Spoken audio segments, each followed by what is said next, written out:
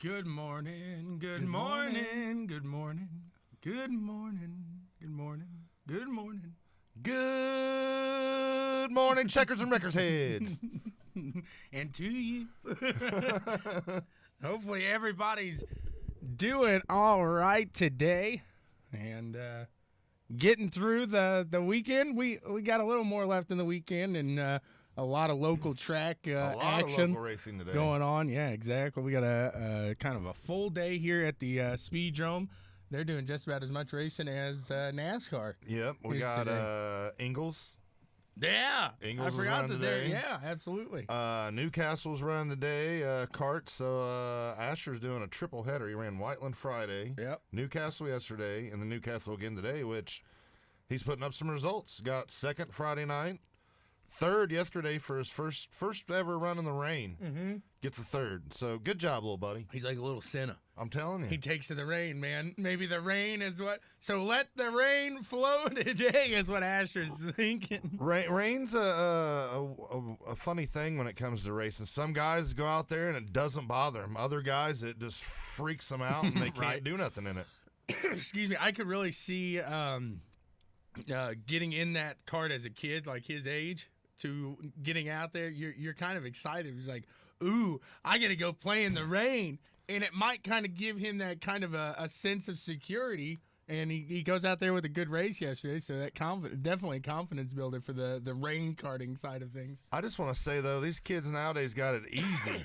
Could you see he's got his little rain suit that he puts on over his driver's suit and there was everything? a bunch of them out there. We You didn't have that when I ran. I go to Poncho. Mid-Ohio, Tape and it I'm on. running the Enduro in Mid-Ohio in the rain, and you just have your suit and helmet and gloves on. You come in, your gloves are soaked, shoes are soaked, your suit's soaked. It's like, yeah, this is crap.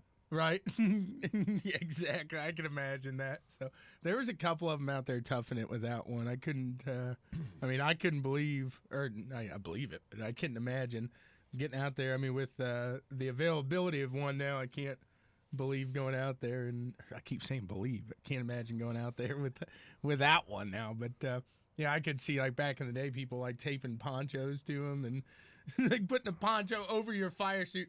And taping it, no, because that's pretty flammable. Yeah, nobody really did that. Like I said, it would melt really quick. we had our driver's suit on, or some guys, if they just wore like a racing jacket and jeans, they would like tape their jeans up around the ankles so rain's not flying up there. through there. Yeah, that makes sense.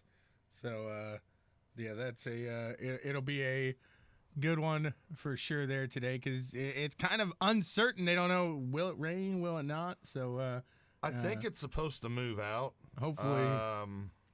It looks like it's going to clear up on the radar, so we may be good for some green flag, no rain racing. Some no rain racing. Rain, go away. He said he loved it. He loved it out there. It was so much fun for him. So that is awesome to hear there. So a little karting there. I'm sure anytime you guys are out there and you get some pictures over the weekend, be sure to share those on the page there. We love seeing where you guys are at and what you're up to there on the racetrack. There were some pretty cool pictures last week that people were posting. Yeah, absolutely. We definitely got to keep that going each and every Monday. Let us know. We'll be showing or posting that there to let you or let us know. Goodness gracious, words are tough today. Let us know where you're at, what you're doing on the weekends there, so we can keep up with you guys and keep showing you guys off there. We appreciate you guys following along and putting that stuff out there too. It's awesome to see. It really is. It helps me kind of live vicariously through them. Right. It makes you want one, doesn't it? Yeah, that's why I don't like going to the go-kart track, because I go and then I get that itch again. It's like, yeah, I try to stay away. That's good. Real fast, though, just want to say thoughts and prayers go out to everybody at Lawrence County Speedway last night. There was, if you haven't seen the Facebook post, there was a late model that actually got in the crowd and crashed into the stands. And our buddy Brooks and his family were sitting right there where it went down. but they had left early. Right. So, thank God for that they're safe. But, we hope nobody's seriously injured or injured at all. But, yeah, that's a scary scene, man. From what I heard, everybody's okay. But Okay. I think the one of the girls that the car landed on, she's got a couple broken legs there. So she's going to undergo surgery here today. So hopefully everything goes well for those guys. But, yeah, I mean, and with that said, I mean, everybody loves their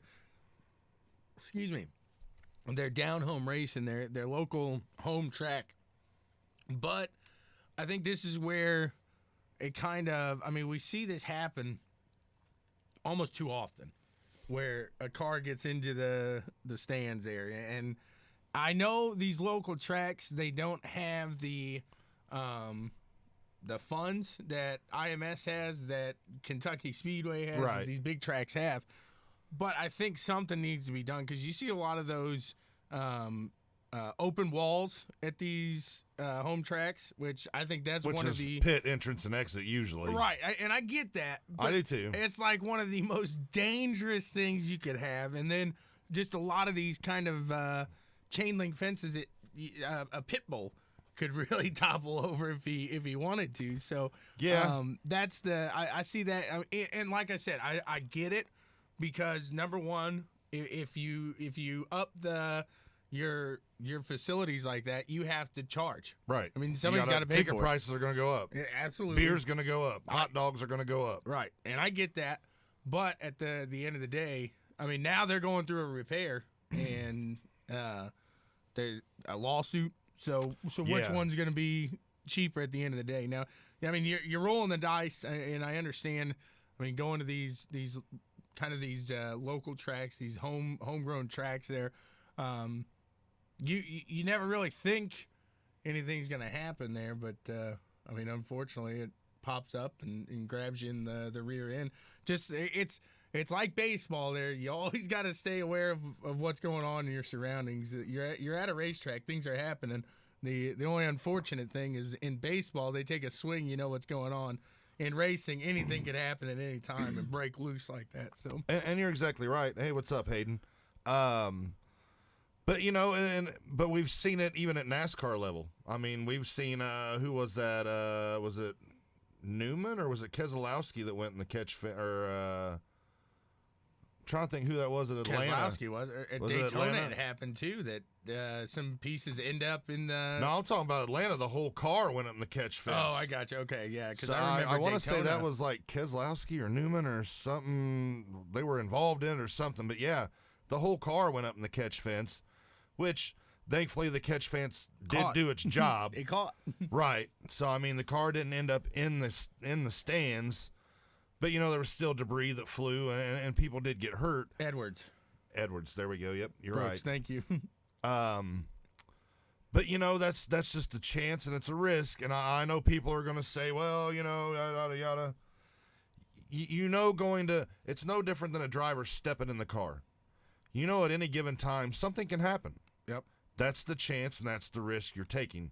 No different than a fan going there. Of course, you don't want the fans to get hurt or injured or anything like that, but it can happen.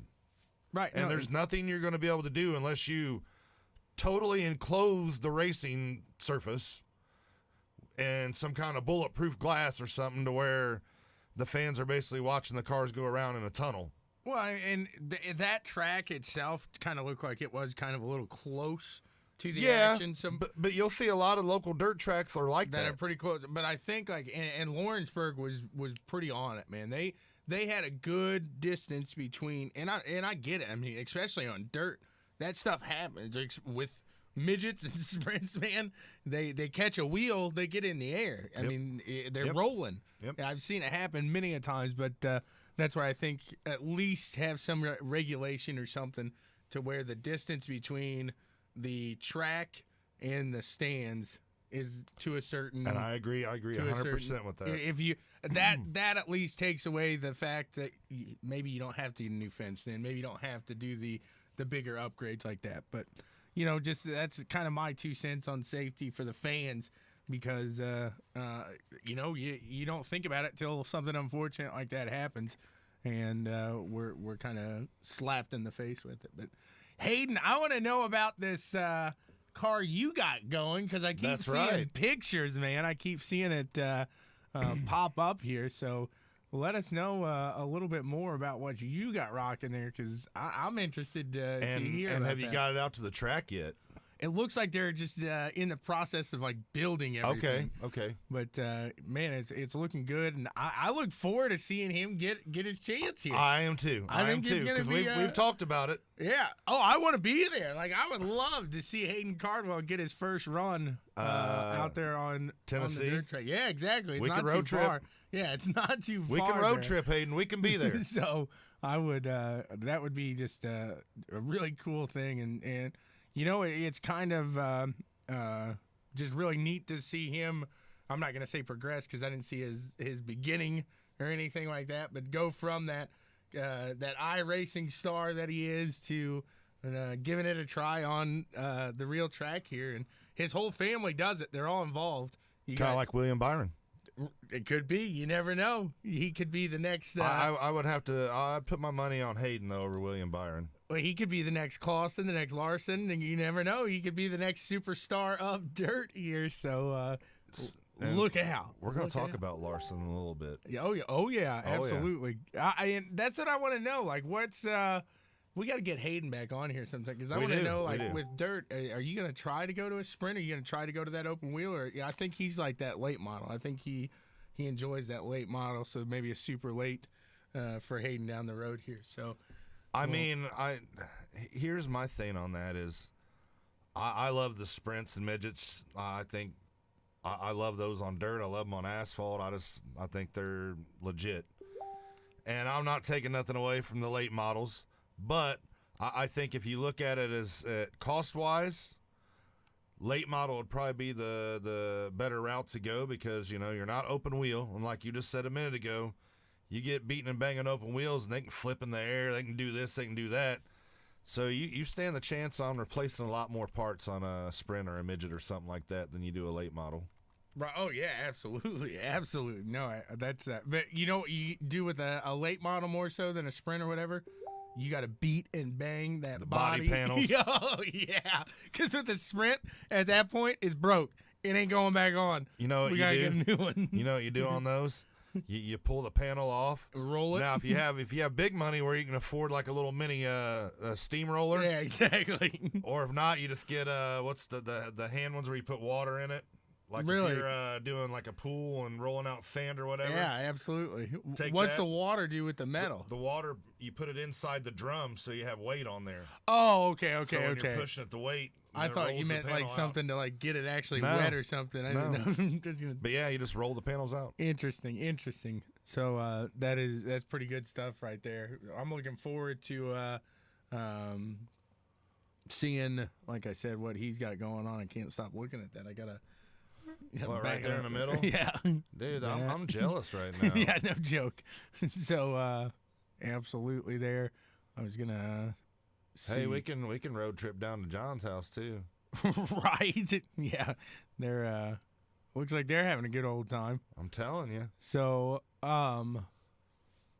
head on over. We're talking dirt. We'll stay on dirt. Hey, speaking of karting, buddy of mine I used to race with, Gary Lynn. He's on here watching. Hey, Gary, what's up, buddy? What's going on? Yeah, we did some battles down at Whiteland back in the days. There you go.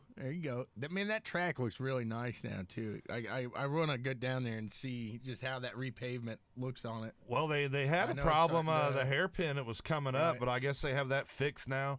My only thing on that is I'm old school and I still like the old traditional layout. I take that high bank turn out and all See, that. that's when I got garbage. into it. I know we get into this every No, time you no, bring this up. I no, love the high bank, baby. No, I love it. So no, go back to the old track. that's good stuff right there. We were watching a little bit of dirt last We night. were. And before we get into Hold on. the Before we heat- even get into that, though, so I'm watching it with my VR goggles on. I'm sure you were too. Oh no, I can't do that. Like I can push my race. screen back, because I have my chill room in VR Oh, where it's all God. like marble floors. I got the fireplace and I got the squid tank over here. But I had the screen pushed back so it was like 100-inch in VR, and I'm like, Yeah.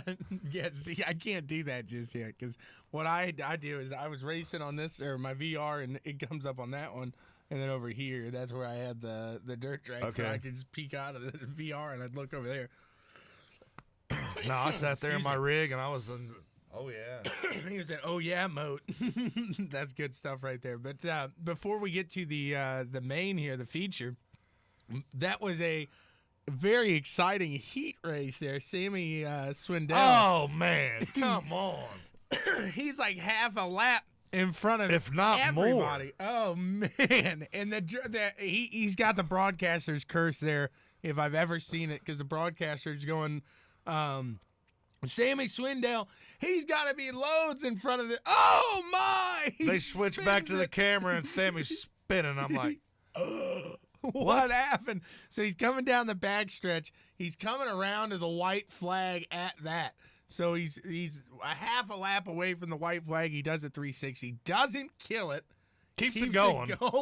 Stomps the loud pedal. Gets it back. I think he had finished in third, didn't he? He did, yeah. Because I mean, these guys catch, and I mean, rightfully so. You're a half a lap ahead. You do a 360, and I mean, these guys are they're throttled down. They're nailing it, and man, and gets it by that close at that. He almost pulls it off. So unfortunately for him, though, it seemed like that was the really the top of his night as he goes into that feature and really doesn't do much in that feature. I think he sits in the teens most of that time. And, Here's my thing though, and I was always a big Sammy fan back in the day, and but you know, Sammy, maybe it's time just to hang it up finally, dude, and just be done. You know, be a after team seeing owner. that 360, Be a maybe team it's owner. not. Be a mentor to somebody coming up. His son. Yeah, I mean, but after seeing that performance, I mean, yeah, I don't even know what to say. Hey Brooks, you send me some, I'll put it on there, buddy. That was Because I'm in Indiana, we don't have no gators around here, son. that was a really just fascinating sight to see when he did that. But so you move on to the feature there, and Danny Dietrich. Well, and they had some legends going last night, too. They did. I don't know any of the names of the guys that run them, but that was a pretty good race. And then in the B main, that big old pile up, there was like a 6-car pile up in the B main. It looks like Armageddon when that happens at a sprint track. That was It the was first bad. time I've seen like that happen when I was watching.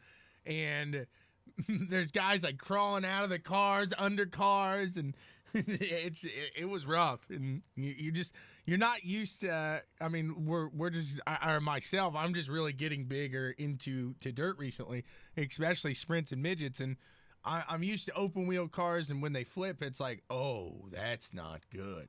The Indy cars, the F1 cars, you don't want to get those sideways or upside down. That's not.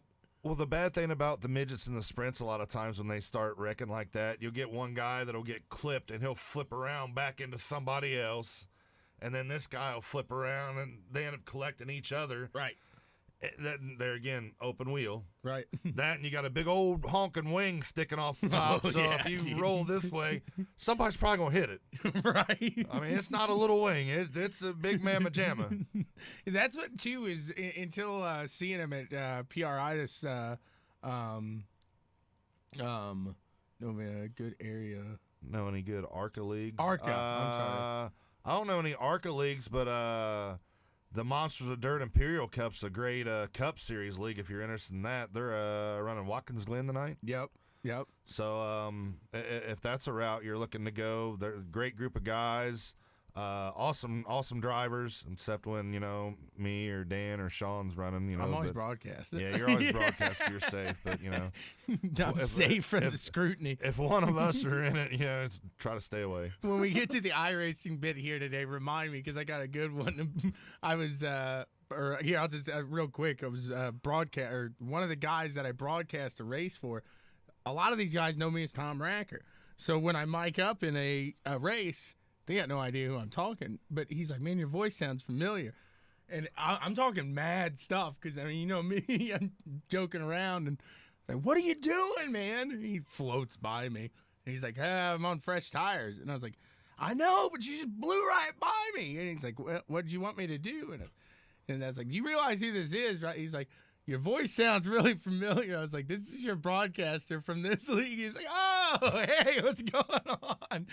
So everybody usually is blowing by me if that's the case. Like if I broadcast the league and I see somebody, usually you're going right by me. But man, it's I do. That's what is one of the funny things about broadcasting and everybody knowing me as Tommy Boy or Tom Racker there. Well, that's like when we were doing the social distancing thing, and I wasn't on the camera, just my voice, and it was either Nick or Kyle Westwood was on there. We were all in a Discord at one time, and it's like, hey, Sean, who was on the show with you this morning? Yeah, exactly. He sounded like he was on a phone. Yeah, that's good. So there's another good one right there is the NSRL. They don't they're going into their second season. They don't do ARCA cars, but they're doing the trucks on Tuesday. But it's during the day, isn't it? Their feeder. It is. Yeah. I love hey, maybe Kyle's a day guy. Yeah, if you're maybe he's the day man. If you're up during the day to race, like Sean just said, or Tommy Boy, NSRL's good. If you want to do some truck racing, you got the ECRS on Thursday nights. That one's like a full set league though, so they're going like they've got teams set and everything like that. So and that's what I love about like the different leagues and stuff that I broadcast is you got some that are team leagues, you got some that are individual leagues. Yeah, I can't keep up with all your broadcasting. Friday night, I mean, we're into the iRacing bit right now, and I don't know if everybody heard it on the. I try to stay as professional as I possibly could. But all of a sudden, after the race Friday night with the Road to Indianapolis in those USF 2000s. Oh, when you got to interview Rubens? Oh, yeah. It went all of a sudden. I don't know if everybody heard it, but boing, it was like, oh, my gosh. They said, is this Rubens? And he's, yes, it is. And if you don't know who we're talking about, he got to interview Rubens Barrichello, which is a former F1 driver, former teammate to Michael Schumacher. Yeah, and he won the Road to Indianapolis. So that's another. That's a league right there that allows people that are decent on iRacing to race with people like Adrian Fernandez, Rubens Barrichello, Robert Wickens was out there. So just a really cool opportunity, and that's something I asked him right there is like, what do you think about this? Because you're the opposite side of this. Like, you're the guy that people are looking at. He's like, I think this is one of the coolest things ever. He was loving it. He's loving racing on iRacing with his son. He seems to really, really enjoy. And, I mean, I'm not downing him when I say this, but he's always been that good attitude, that great teammate style of person. Well, I was just going to say, Rubens always seemed like, typical F1 drivers are – assholes. Oh, 100%. I'm just going to throw it out there. That's the stereotype. But, yes. But Rubens always just seemed like he was down to earth and humble for his opportunities, and like you said, he played the good teammate role, but he was a hell of a driver. I mean, if team orders weren't in effect, I think Rubens would have won a lot more races than what he did. Even though Schumacher was his teammate, you're in the same equipment he is, so... But yeah, Rubens, he was a hell of a racer. Right. No, absolutely. He said Kimi isn't an a-hole. He's no, not at all. He's a legend. Not one bit. If I was media and I got the I love Kimi though, don't be wrong. No, right. But if you got the letter and saying, hey, you got a task to sit down with Kimi and talk to him, and like it's not set up, so you've got to get with him. It's like, oh, you just gave me like one of the most impossible things in the world right there. Yeah. No, I mean, really, just that would be a cool person to talk to because you want to hear the real side of things. You want to see the what's going on. He's gonna tell it to you. He's not gonna sugarcoat it whatsoever. I got no problem with Mika either. I thought Mika was a hell of a racer. As good as Schumacher, yes and no. I mean, when I say that, I think there were certain tracks that Mika was probably better than Michael at. and vice versa. Mika was more technical, I think. Where I think he was too, and Michael was the guy walking. Michael around the was track. just balls out. Yeah. Exactly. I mean, they were Schumacher this was big, he had balls to carry out. him with a wheelbarrow. Here's my analogy how I like to put Schumacher. He's kind of like the Dale Earnhardt of F1. He was an intimidator. I mean, he would move you out of the way. I was gonna say Rubbin was I racing. mean, that was just the style of driver Schumacher was. And he didn't give a crap if you didn't like him or not. If he got ran like that, he didn't cry. Oh, he didn't like it, but he didn't cry. No, exactly. No, yeah, you're right. He didn't like. But like when Alonso or Montoya, those guys would get wheel to wheel with him. I mean, no, he's not happy. But at the end of the day, he's not going over there and be like, "What are you doing?" Because he knows next week he's gonna do the same thing to him. But okay, here's an interesting one I was asking on the broadcast, and we'll do this with each little section here today. Two guys, and Space Jam comes down, doing an F1 movie. They're taking we'll go all time here. Two drivers to form a team against everybody else here. Who's the two guys these aliens are taking for their F1 team now that we're on F1? Schumacher definitely won. And Senna? You know, as much as I'd like to say Senna, I'm gonna say probably Prost. Prost? Okay, okay. And that's really, well, no, you said Schumacher. I was thinking Mika. But that's a technical, you look at Prost there, a very technical driver. The professor, Dustin saying Kimi and Seb, that would be a team right there. That would be a team that would self-destruct. But they're because the aliens. They would not get along with each other. It's the aliens though. Okay. They're just taking the soul there. they're just getting the ability. So I would probably go with I'm gonna say Alonso and Senna. I think with those that'd two, be good.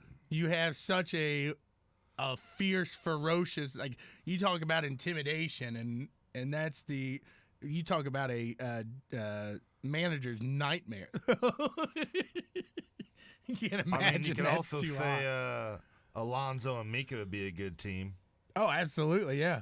So I like that. And we keep Make it a comedy, Kimmy and Danny Rick. That would be that would be hysterical. Actually. Yeah. So I mean, anything with Kimmy would be funny. Oh, absolutely. Because Kimmy's gonna. That's one thing you gotta like about Kimmy. He's a straight shooter. He's gonna tell you how it is, and he don't care if it pisses you off or not. Exactly. This right. is how it is. So to keep on the F1, I was listening to a interview this week with Grosjean, and they were talking to him about possibly filling that Renault seat. And he worked with people from Renault before. Yeah. And so he has a good relationship there. So he says, yeah, that would be an interesting move. It'd be like a really good storyline for me to make that move to Renault. But he said at the same time, I'm comfortable where I'm at here at Haas, which it doesn't seem like you are. Wreck-It Romaine. But yeah, I was going to say you're comfortable because they keep allowing you to drive. But Silly Dilly. is he an option? I don't think people right now want to look outside of the F1 paddock for a driver in their main seat. It looks like they're trying so hard to stay within the realms here. But I mean, if you're Renault, do you really want to go after Romain Grosjean? Well, I mean, look behind. I would much rather call on getting Nico Hulkenberg back. I think he's more of a solid driver than Romain is. But does he want to come back to you guys? I don't think he would. I mean, I think Renault burned the bridge there. I agree, but I'm just saying. I mean, if I had my choice, Romain wouldn't be the guy I'd put in the car. Do they call on an IndyCar driver? Do you look at somebody at this point like a young Colton Herta who has made it known that he wants to be an F1 driver? Do you look at Pat O'Ward, who has had time practicing for some of these? I mean, that is kind of I would think that is a better option than looking into F2 right now, looking into the IndyCar. Or you could look into Formula E. I mean, because I'm to me, a lot of those guys, those like Massa, Van Dorn. Yeah, but our boy come from Formula E, Felix. That's true. That is very true. I mean, so to me, I don't see why they weren't looking at him sooner. I'm not saying but like it's with Renault. what Felix said is if he was going to go to F1, it was going to be one of those three teams. Right. If it wasn't one of those three, and I think a lot of people look at F1 like that hey, if it's not one of those three, then I don't want to be part of it. Well, but here's my thing on that, and I can see where they're coming from. You get into racing and you get into a different series, and especially F1. You get into F1 because you want to be world champion. And if you're not with Ferrari, Mercedes, or Red Bull, you have no shot. Right. I'm sorry. That's just the way it is. No, you have no shot at being world champion if you're at Williams, McLaren, Toro Rosso, Racing Point. Now, I will say Racing Point, which is Stroll's team, right? Mm-hmm. They might have a shot in years to come. I mean, with their relationship with Mercedes, You got money. But where did Toto go? So there's a lot of speculation that he's possibly looking into buying part of that Williams deal, that he's possibly moving over to Racing Point, that he's sticking See, I with thought Mercedes. that's where he was going to go, was Racing Point. So I mean, there's a lot of speculation on what and where Toto will end up. What will he be doing there? So to answer Dustin's I was comment just getting ready to get on that one too. I think Seb ends up outside of the paddock. I think he ends up taking a sabbatical, if not being done with Formula One. He might be a Formula E driver now. I mean, I hate saying that, but Formula One is such a here today, gone tomorrow type sport. It's not like IndyCar where he's going to get a farewell season. It's not like NASCAR where he's going to get that Jimmy Johnson type season. Because if NASCAR was F1, Jimmy Johnson been to the curb two seasons ago. Right. Now here's my thing on that. I don't see Mercedes getting rid of Bottas just because him and Hamilton seem to get along. They seem to work good together. Bottas really isn't ruffling any feathers. Where if you bring Seb in there, Seb's not going to want to play second fiddle. Right. He's going to want to win races. He's going to want to run for a championship. So, and you already know who the man at Mercedes is. It's Lewis Hamilton. No question, yeah. And so if and my thing with Seb is I think if he doesn't go to one of those three teams, I don't think he's going to hang around and run for another one of those teams. Now I can see. I will say if Toto does go to Racing Point, you're gonna say Perez steps out because obviously Stroll ain't going bye-bye. Right. But Perez, man, I like Perez. I'm not saying nothing against him. I'm just saying, a terrible move. Who would you rather have though? Vettel, which is a world champion, a multi-time world champion, and he can give you better feedback on that car than what Perez can. I would take Perez because at this point he's been with the team for so long. You're aware of the car. You know you're comfortable in that seat, and you've won a podium. Yeah, you've got on the podium before with that car. So I would take Perez at that chance because it's not something new to him. Or does in that case does Perez go to Renault? I just don't see him because right now I'm just being hypothetical. No, I'm here. with you, but I'm just thinking Perez is sitting in such a good seat right now because, like I said, he's had the opportunities before. He is a really good driver in my mind, and I think as the regulations come to more of the forefront here, and that cap is in play, I think Perez becomes more of an attractive driver here for the next 3-4 years. And I think Perez does bring in some money too. Oh, exactly. I'm just trying to think of scenarios where Vettel would wind up at because I don't think he would go to Renault. I mean, if you go to Renault, you're going to a lame duck. You're not going to go to Haas. Not going to go to Haas. You're not going to go to Williams. You're not going to go to Toro Rosso. Which I don't think it's called Toro Rosso anymore. It's I can't remember now because they did their livery in that black and white now. AlphaTauri. Yeah, I was gonna say. I was just looking at you like a blank there. And they are good looking cars, but Does Christian Horner want him back at Red Bull? Because I mean that's where he was at, and No, that's I where don't he think- won his first championships and races at. And I don't think it's obvious him and Verstappen don't get along. No, yeah, that'd be terrible.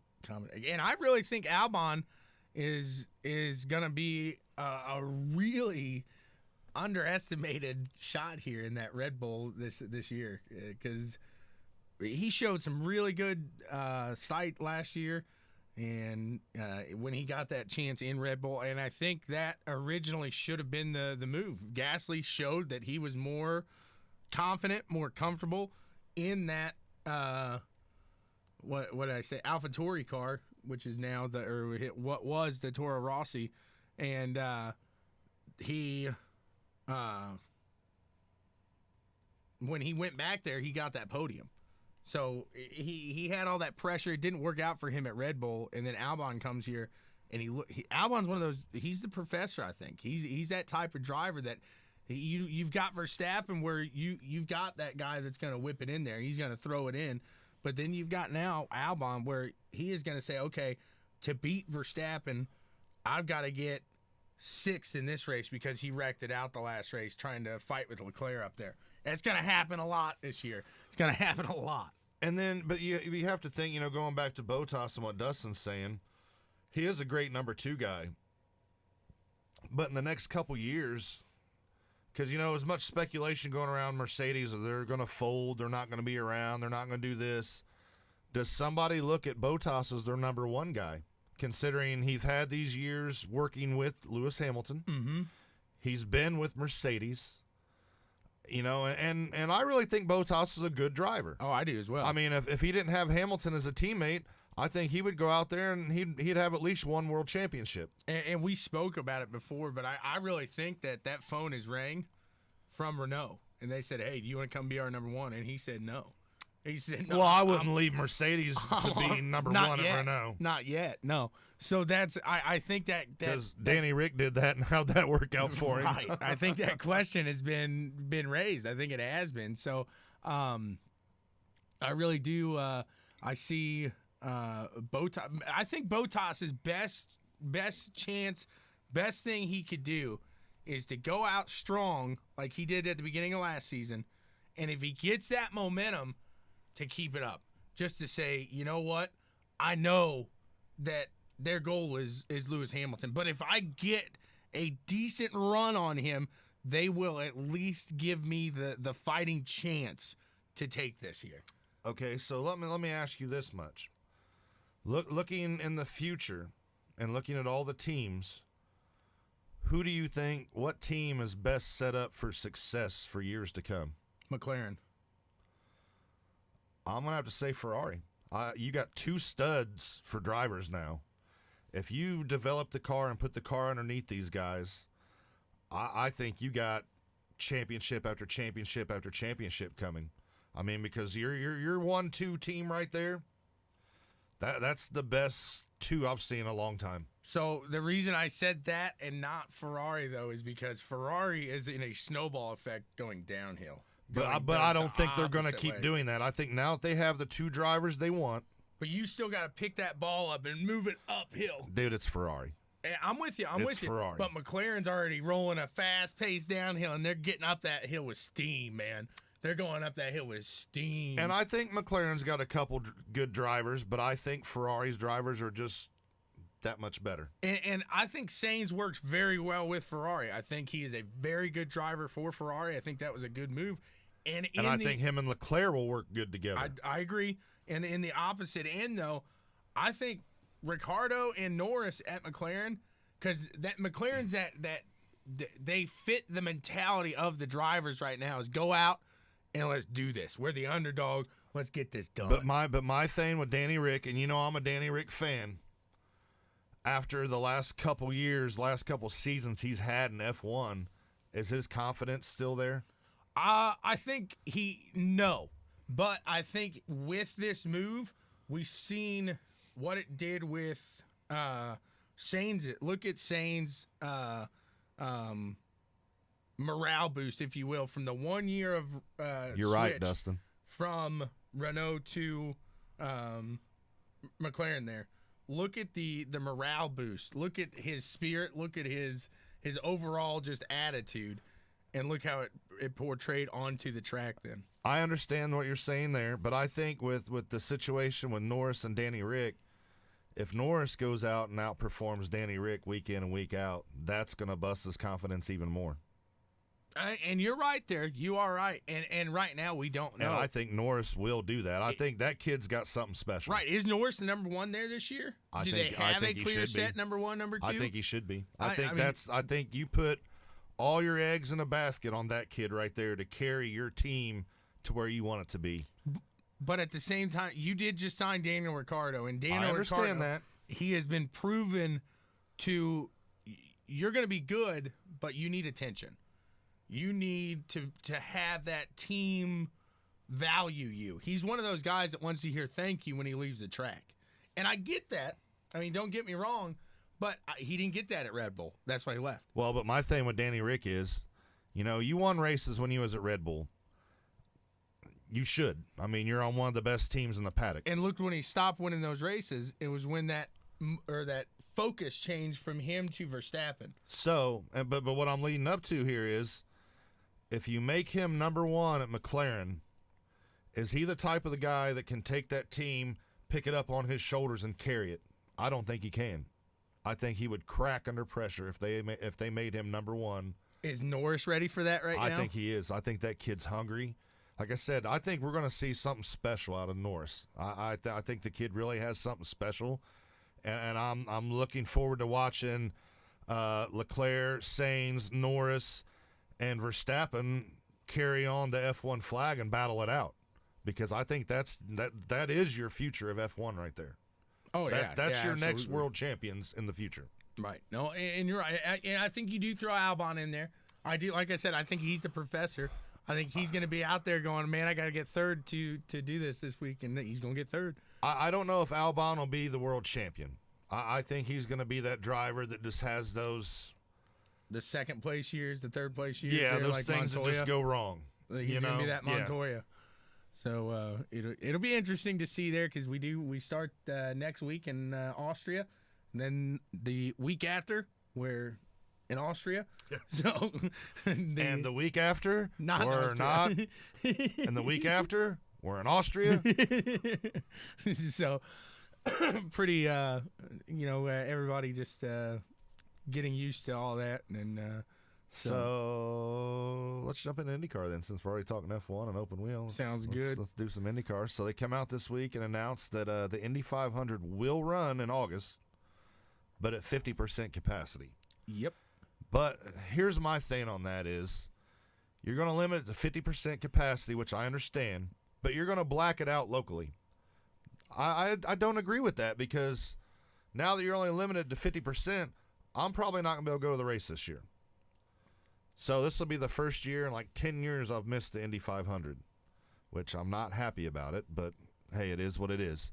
But at least let me watch it on TV. Right. Yeah, that's the one thing I really didn't understand exactly, is the fact that they're not allowing a sellout, which, like you said, I understand. But if we can't allow it to sell out, then, I mean, maybe what if it's a sellout at that 50%? Then do you do it? I guess that's the question. So I guess I don't understand I do, but I don't, because it's the greatest spectacle in racing. Yeah. You're either going to go there because you want to be there, or you're going to watch it on TV because you don't want to be there. That's my view on that. You're not going to – very few people, I think, look at that and say, okay, well, they're going to put it on TV this week or this year, honey, so we ain't going to go to the track. Like, no, you go to the track to be there, to experience race day at Indianapolis. You don't go to the track to – I don't know, just because it's running there. Local, hell, I don't know. I think it's going to be a weird vibe out there, too. I mean, Indy 500 with no fans in the infield. Yeah, and that's the thing. Yeah, because obviously we were talking about that. Is from what I understand is because you won't be able to control tickets in the infield. Right. It's you can't control social distancing when you're giving people an open field. So There, from what I understand, is no infield, and it just be the grandstand. So we are ticket holders yearly. Uncle Tony Right. gets the set of tickets Right. for us, so we get 7 tickets into our slot. But it's not guaranteed you're going to get all 7. We can request 50%. If you can request all 7, you're guaranteed that 50%. So they'll probably give us 3. I don't think they're going to bump it to 4. I will say this. I went down to the brewery last night, and I was talking to Craig that runs the brewery down in Fountain Square, which, by the way, if you're locally and you like beers, check out Fountain Square Brewery. I got great a growler beers. and a coupon. See, you I do gotta that. get down there. I just got Great beers, get rid of kids. very friendly people. I mean, just a great vibe. I enjoy going down there. But anyways, he said his friend has been going for like 30 years. Well, and he requested his 7 tickets, and he already got them. But they're not all in the same spot. There's like 2 here, 2 over here. He's already gotten them. Yeah. Which I didn't even think they were doing That's- that yet. That's what Craig told me last night. Said he's already got his tickets. Yeah, because that's the thing is if you request more than if we request all 7, it might give us all 7 together. But not together. No, it might. I guess it depends on who requests around you. Blah blah blah. But at the end of the day, if I feel bad for the people that just have 2, Yeah. and now you can just request 1. And if you go with 2 people, then I don't know.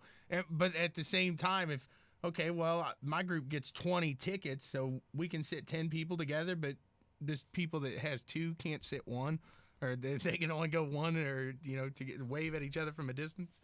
I don't know, but I guess they're trying to make something work. I'm not trying to spit on the man trying to make something work here. I'm just spitting on Corona at this point. I just think I think you just need to wait, and like you said, you was going to run it in October. Run it in October at full capacity. I don't think you won't get full capacity. I don't think you will either. I don't think you will either. But I just don't. Even if it's the grandstands at full capacity. My thing is, at least put it on TV. At least let me watch it live. I would agree. I mean, if I can't be there, at least let me watch it live. But that's my. I've been a faithful 500 fan, and don't punish me because of this, and don't punish everybody else that can't go that wants to be there. Let me answer some of Dustin's questions real quick. Does Lando get a triple crown? I can see him doing that because they've already talked about, because we're already on IndyCar, but they've talked about that. Lando said he would be game to run the Indy 500.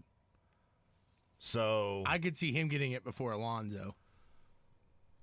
In all honesty, I mean, Alonso's tough. He's shown. Alonso that he only can needs do the it. 500 to complete it. And I'm with you there. But I that's what I'm saying. But I see Lando getting all 3 of those because he needs all 3. Right.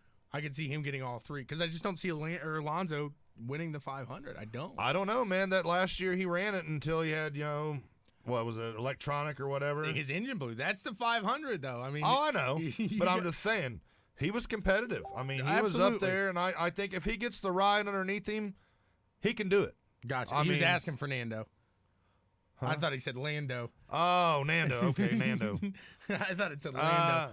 I don't know. I would think Lando Norris honestly would get it before Fernando was. As much as I would like to say no, I've learned this about Fernando Alonso. Don't doubt him. You never count him out. I'm never. That dude is a fighter, a driver, a racer. He will scrape and claw, and I've watched him in F1 races in an inferior car, and still managed to get a podium finish out of the deal. Yeah, so I'm not going to say no, and I'm not going to say yes. I'm just not going to count him out. Yeah, I would agree. I'm not going to doubt him. And as far as the craft, oh yeah, love them. You're up in Michigan, and Michigan per capita has some of the best breweries in the country. My favorite in Michigan is Sheboygan Brewery. They have a blueberry cream ale that is fabulous, and they got a blood orange and honey that is outrageous. That was a lot of flavors in beer right there. I love it. I love it. He says, I love it. I love it. I love it. Let's see what else. So teams are ramping up this week. I was talking to Tim. I was like, man, are you not slammed right now? He's like, no, dude. We've had like 6 weeks to get this car ready. I was like, fair enough, dude. I said, at this point, you guys are just touching stuff, aren't you? He's like, yeah, kind of. It's like, we've swept the shop floor 16 times, and it's sparkling. I bet it is. Hey, all you guys can come to Cisco warehouse and clean it up. Yeah, exactly. They're over there like, guys, just stop touching it. We got it where we want it. Stop touching it. So these guys have plenty of time to prepare for this. They'll start getting back on the track this week for testing here locally in Indy. And what's going to be actually, you know what? I don't think they will test. It's one of those quick in and out races still. So even being locally to Indy, they're still going to come in and go out real quick, real fast, because they still do have the Xfinity race. So that will be interesting to see how NASCAR, how IndyCar do merge in that July 4th extravaganza. Well, my question on that is so Xfinity runs Goodyear tires and IndyCar runs Firestone tires, correct? I would think that banner you could switch out pretty quick. I'm not talking about the banner. Banner has nothing to do with my question here. I'm interested to see how the rubber plays with each other. Once I stop talking to ones, yep, exactly. The compound, because the first compound's okay. That could throw tire strategy off. It could throw the handling of the car off. I mean, because you figure if I don't know who's going out before who, but say the Xfinity cars go out first, going to go out before, and they lay all that Goodyear rubber down, and then the Indy cars come out, and that Firestone rubber doesn't adhere to that. That can make it a sketchy deal. And you are correct there. In IndyCar, it wouldn't be the first time that they are plagued with NASCAR tire issues. No. As this coming off the race here at Texas, where they had the what is that? The PJ1 or whatever that is, the formula that goes on to the traction treatment, and that was just a nightmare. Yeah, because I didn't think that. You know, because Texas is usually good for guys, you know, like last year, Ferrucci's run up against the wall making passes on the outside. Didn't happen this year because you couldn't. He was running that Cardwell line. Didn't happen this year because of that NASCAR traction treatment, and they couldn't run up there, which I was very disappointed. Yep. Because Texas is usually such a good race, and this year it was kind of one-lined. But continuing on with IndyCar, McLaren come out and announced that Tuesday they will unveil. Since we were speaking about Fernando Alonso, they will unveil his livery for the 106th running of the Indy 500. Was that a good drum roll? That was a good drum roll. The piano roll, drum roll. We got it all here, folks. Woo! You gotta love it. You gotta love it. Oh, we're having a darn good time down here in the paddock. So Dustin's saying he would imagine the Firestone would hurt worse on that because it's a softer compound. That's kind of what I was thinking. Well, they run two different. They'll have the red and the black compound down there as well. I know, but I'm just. It'll be interesting. Maybe it'll rain and only IndyCar will go out. Which, speaking of that, we won't be doing a show next weekend because where we're going to be at. The shit we won't. We'll be doing it live from the Brickyard. That's true. I just cussed there. That was a big one. The heck we won't. The heck we won't there. Hey, it's no different. They say shit on TV, so we're all right. It's early Sunday. This is church time. We got to be cautious here. Oh, goodness. So, no, we've been lucky enough to. Thank you again, Kike. Yes, absolutely there. So I'm looking forward to that. And, yeah, we'll do we get to go out Saturday, too? I'm going to figure that out here hopefully today. Because I'd cry if we were able to see the that would really excite me to go out Saturday. Yeah. Because I would like to see the Xfinity and IndyCar. That's what my buddy Aaron Roach from Australia that watches the broadcast. He came on one day. He's like, "Is this karaoke and iRacing together? This is amazing." It is. It is. It is. That was awesome. But he goes, he got on there Friday. He's like, "Is that the Rubens?" I was like, "Oh yeah." And I'm going to be more excited than that when we walk into the track if we're able to go to that doubleheader, because that was something I really, really wanted to see, is just the mix of NASCAR. Now, obviously, without the fans, it's not going to be the same atmosphere. You're not going to have the same deal, but you're still going to see just how they merge, how they switch it out, how that all happens behind the scenes, and that's what I'm kind of looking forward to if we do get to go there July 4th there. So I'm just sitting here thinking about where I want to stand if we get to go to that Saturday. You were like, I'm thinking kind of like on turn it. one, because that way you get to see him come down that chute and into the main stretch, or it'd be IndyCar turn one's what I'm talking about, or go stand in actual turn one of the road course, where they're honking down the straightaway Right. and have to get on the brakes and hit that 90 degree. I'm hoping they don't like say, all right, you go here, Yeah. you go here, you go here. But hey, we'll do whatever we got to do. Or there. it'd be even better if they let us up in the tower. I don't see us being inside. That I don't see happening. I don't think they're gonna. They're going to let media up in the tower. That's the only people that are there that day, so they might have that stuff closed Well, off. we're honestly. media that day, so we Well, I know, but they might have that stuff closed off. I don't know if they'd want to be inside there. I'm gonna pull the total Wayne's World. Yeah.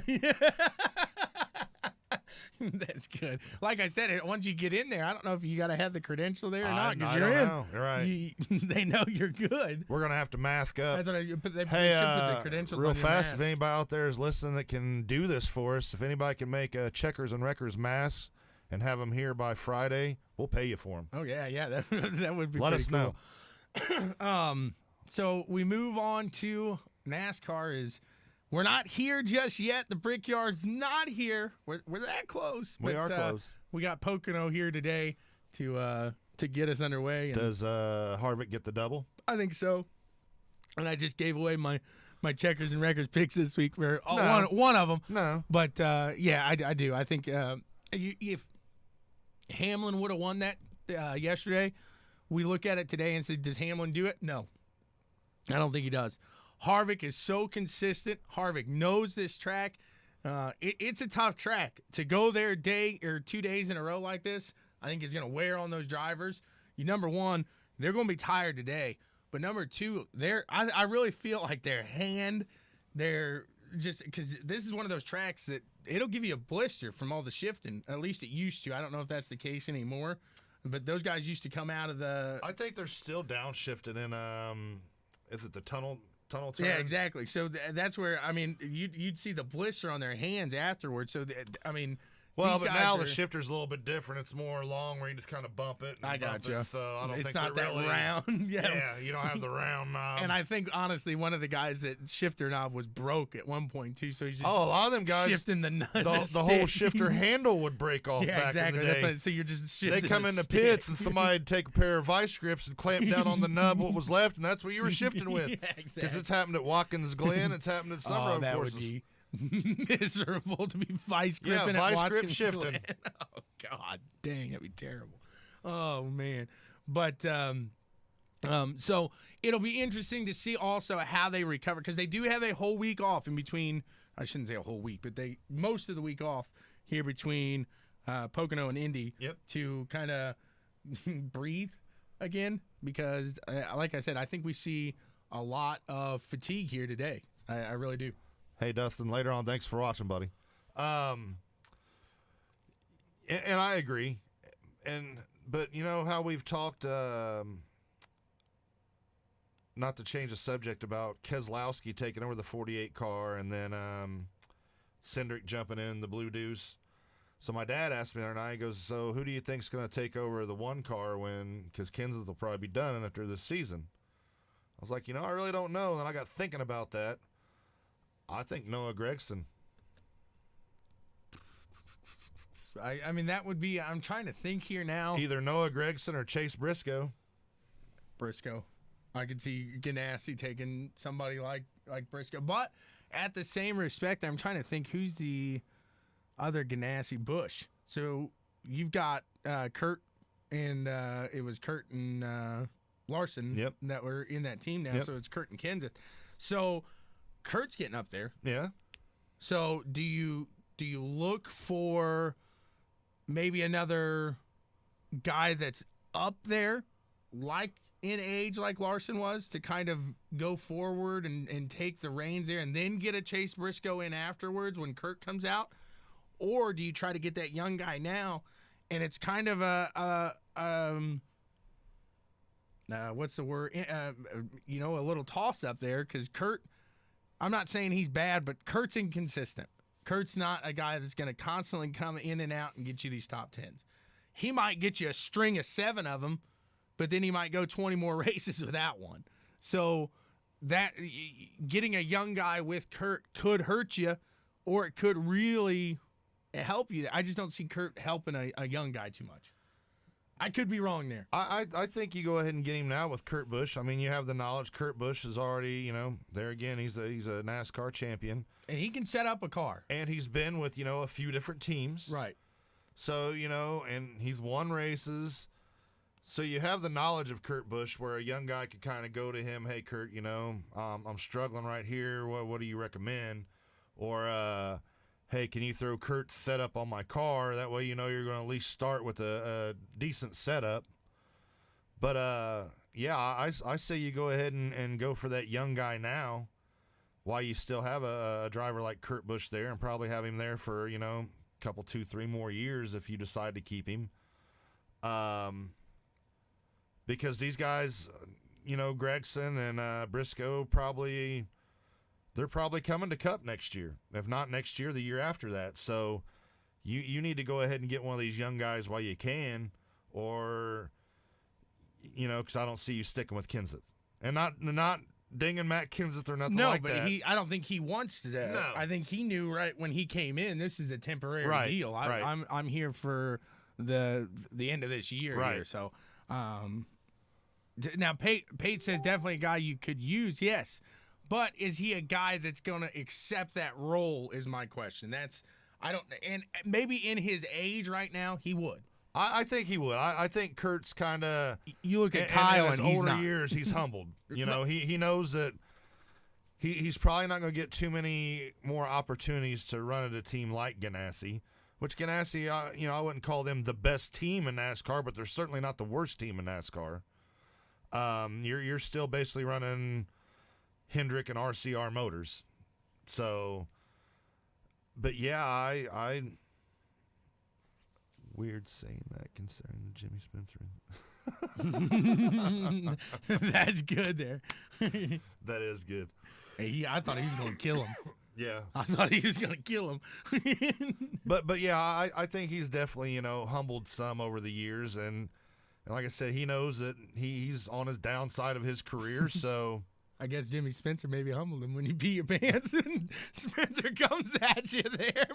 Maybe that does it there. That's when I looked at that right there. I will never forget that because I realized how big Jimmy Spencer was compared to everybody else. Kind of like he looked like Stewart. AJ Foyt and Ari. Yeah, I mean he looked like Stewart compared to Gordon. I mean it was like what? Why are you bad talking that dude right now? Are you dumb? It's like that'd be like Muggsy Bogues going to talk crap to Mike Tyson. Right. It's like, are you asking you? What are you doing right now? At least keep your helmet on, So, oh man, Blaney takes an impressive win at Talladega last week. And I almost picked him last week.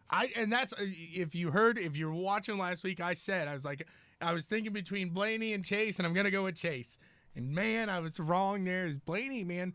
I think he is the new Dale Jr.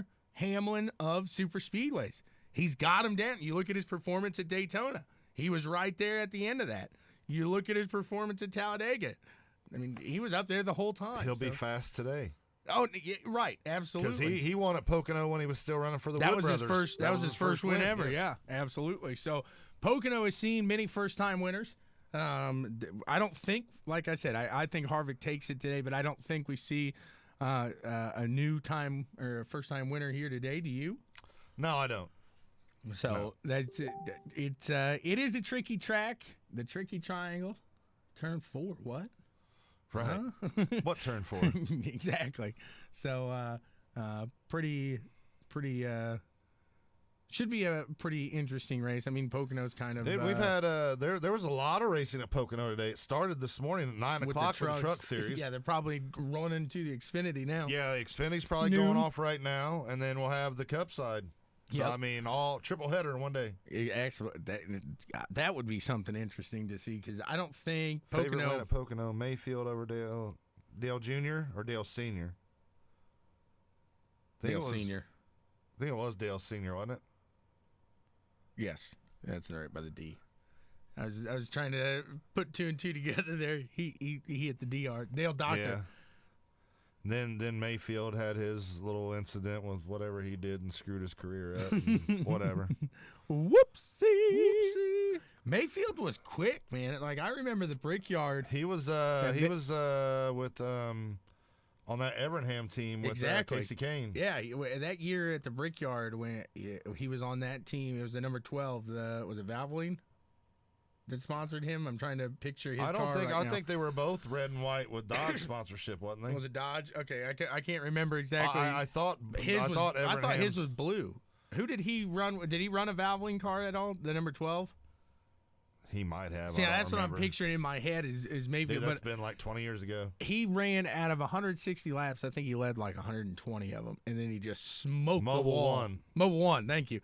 Smoked the wall, dude. I mean, just smoked it. Ran out of talent. You saved up enough in that race, you could have let it out, but instead you just smashed it into the wall. It was like, Yeah. whoops. But that was all Evernham, I think. That must have been one of those days where the night before he was out doing Right. why he got kicked out of NASCAR. That was all Evernham, I think. That was really helping that team go. That was because that was Bill, wasn't it? Wasn't Bill on that team? Elliott? Yeah. I think for a hot second he was. Okay, I thought so. At the end of his runs here. Yeah, because that's So- when Evernham broke away from Hendrick and started Right. his own team, and that's when Dodge come back into NASCAR. Exactly. Yeah. Yep, he got that backing there from Dodge really to go out there and be competitive with the team there. So, We can talk on we did a little iRacing Friday night. we did a load of them. We did. iRacing We did some 305s, some 360s, some super late models. Hopefully Donnie gets the league going there. Wearing this guy's hosted events, and It was pretty good. he didn't want to hear He nothing was a about straight politics. shooter. He just wanted to hear something about pixies, Beer. poppies, and Beer poppies, and racing. And racing. That's all I wanted to hear about. That's it. So if you hop in And the if Don you- lobby, And if you don't qualify, if you don't at least attempt to qualify, I'm going to boot you. he's kicking you. He's a no holds barred type guy, and he didn't no S for the birds there. No, I'm going to boot you. He was quick on that boot button. Absolutely no nonsense type dude there. So check out a Donnie room. God, I don't remember his last name. It was like Price or something Something like that. Canadian. Price A. Yeah, I Wow. don't know. Wow. Brad's loving me. A boot. He's yeah, right. The boot. A I'm gonna boot. give you the boot. That 360 race, though, man, the track was like ice by the time it was done. Yeah. I'm like, I can't hold on to. And we're running right next to Yeah. It's like every race we got into, and we right weren't in the there. back either. No. Like we were Brad's laughing there. We were sitting like 5th or 6th. I'm not gonna say we were top front there, but No. we were we'd find each other each and every race we were running there. So yeah, that was a good little time there on Friday night. That's the first time I'd raced in a while. I had fun. So there's what was it? I tried the midgets at the Chili Bowl. Yeah, how'd that go? I just don't know how to turn those. Like, do you slam on the brake to get him to turn? It's not all gas because I didn't have enough gas to do anything with. I haven't really driven the midgets on iRacing. That's what I gotta figure because they're fun. I would think that you would Just yank the thing. you gotta turn left to go right. Yeah, turn right to go left. That's what I'm saying. Right. Yeah. Oh man. Yeah, so I think you just sling it in there to get it to turn And then sling just- it back. and then sling it back and just kind of ride it. I gotcha. See, that's why Kind of like street stock. And that's why I like the 360s. We were talking about that because in the 305s, you make one mistake, you're pretty much done. You got to hope that the people in front of you also make a mistake so you can get back up there. Yeah, it's kind of like a spec class, but that's why I like it. And then that's why I do like the 360 because it does play a little bit into, man, you bump the wall, you get up a little, you can make it back You can sling those around a little more. Smooth. You got to stay smooth with it because momentum is still a big thing with those. But on a slick track, a 360 or a 410's a handful. Oh, yeah, absolutely. 100% It's all about throttle control at that point. I've been running the it's a way to farm your road course right now is the two classes that they run the Road to Indy cars on. So the Formula Sprint is Richmond Oval, and the Mazda, the Pro Mazda is at Phoenix. So it's road courses, but they're doing ovals this week. So it counts towards your road course license, your road course iRace, or your iRating and your safety rating. So right now, my iRating is a very false number on road course because I've been running these open wheel cars on the ovals, and man, they're fun there. Those Road to Indy, those new ones that they came out with are just an absolute blast. I have not talked to a single person who has driven those things, and they don't like them. It seems like everybody that's gotten those and they've taken them out, they really enjoy them. You know, it's funny. I'm a road course guy, and I'm a rookie in road course on iRacing. Have you even really? I will say. I ran road course that one night with you, Prilliman, DCJ, and I think Brad was on with us. And then I ran like one other road course race, and that was it. So it's hard to get into road course racing because you have to start off in the Mazdas. Yep. And those Mazdas, it takes a while to get used to. And now once you get used to it, it's not a bad car.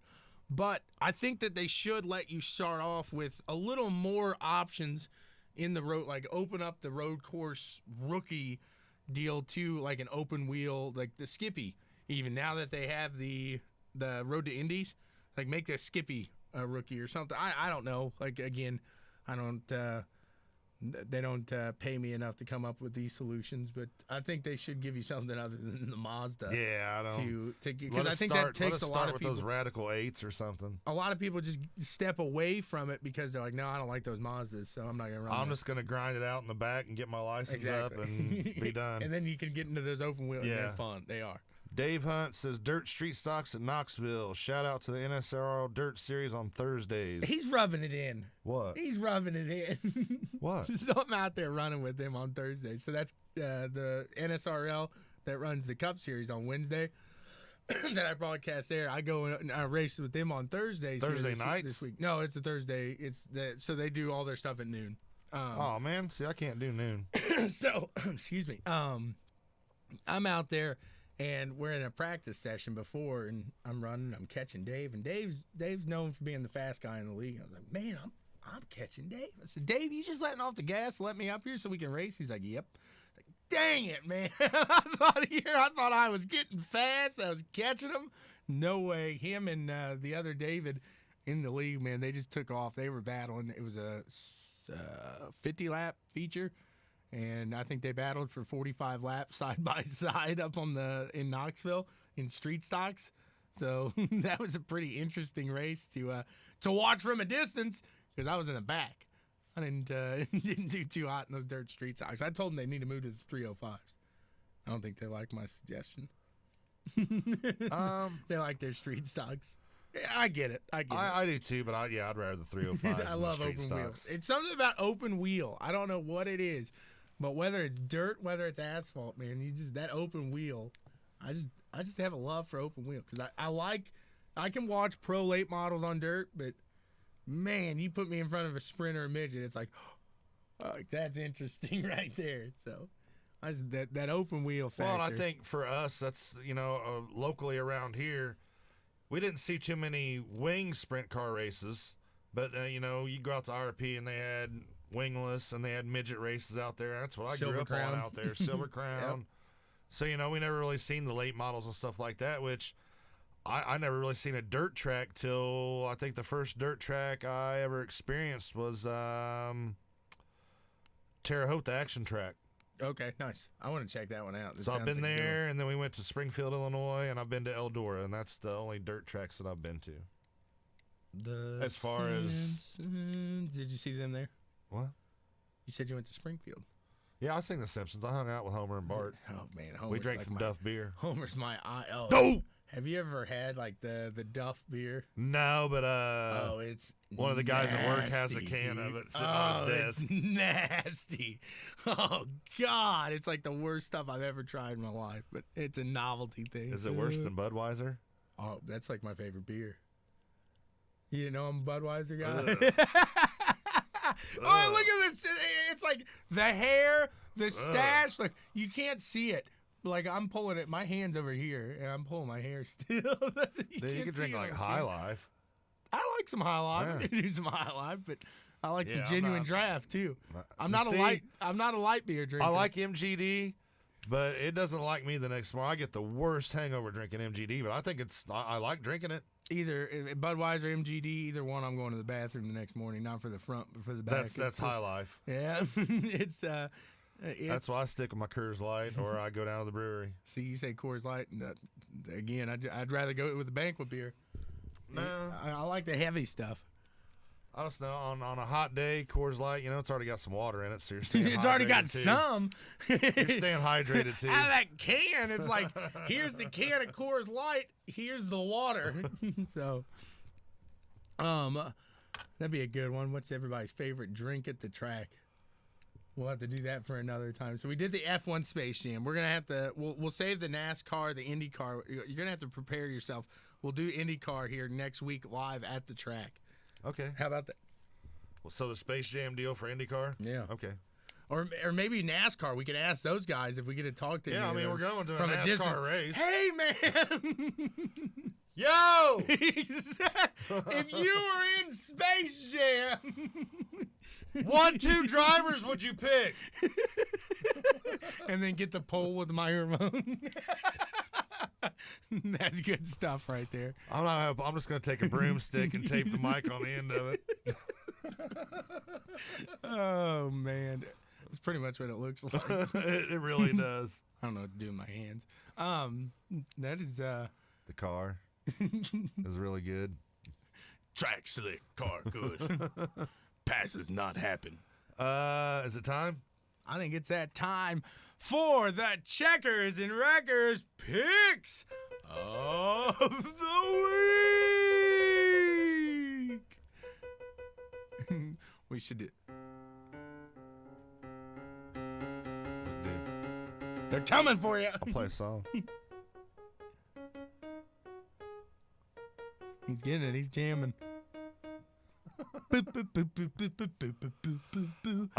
So yeah, we're at Pocono for the doubleheader today. Lead them out, Tommy boy. Kevin Harvick. Yeah, I we said already it knew it was earlier. coming. Yep. I think he takes it 2 for 2. Ryan Blaney. Taking Blaney. Real quick, I guess we should say this is the time we want you guys to put your picks in the comment Yes, section yes, here yes. as well down below. So hop in here, checker pick who you think's gonna do good, win. Wrecker pick who you don't think's gonna perform to their ability, not necessarily wreck out. And then a dark horse, so somebody, a rookie, somebody not Up and performing comer, exactly, not your top stars out here. So going over to the Wrecker pick today, and that's a tough one here at Pocono. Man, I'm gonna go with Amarillo. He had a third place finish yesterday, and it looks like things are looking up for him. But I just don't think he's that driver that's gonna keep that momentum going.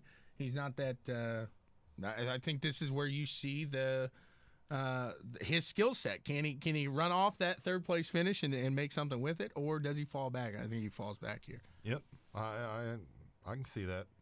And I'm gonna pick his teammate, man, just because he's had bad luck all season, just hadn't produced any results. Clint Boyer, Yep. And now that you say that, he's gonna get a top 5. probably.